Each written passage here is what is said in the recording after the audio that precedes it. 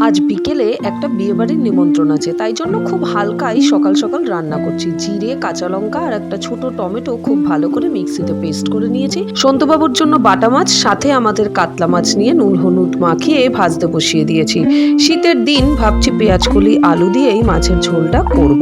চলো তাহলে এবার বাকিটাও করে নিই। ওই মাছ ভাজার তেলেই কালো জিরে ফোড়ন দিয়ে আলুগুলো নুন হলুদ দিয়ে ভেজে নিয়ে এবার পেঁয়াজকলি দিয়ে হালকা করে ভেজে বাটা মশলা দিয়ে নুন হলুদ দিয়ে ঢেকে দেব মশলাটা একটু সেদ্ধ হওয়ার জন্য। এবার ভাজা ভাজা হয়ে তেল ছেড়ে দিলে দিয়ে দেব পরিমাণ মতো জল। এবার ঢেকে দেব 10 মিনিটের জন্য। রান্না কিন্তু এখানেই শেষ হয়নি, শেষে আছে কিন্তু সুন্দর একটা টুইস্ট।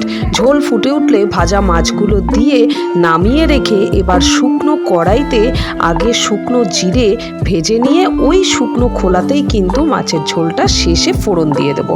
আহা, এত সুন্দর গন্ধ বেরিয়েছে না। সাবস্ক্রাইব।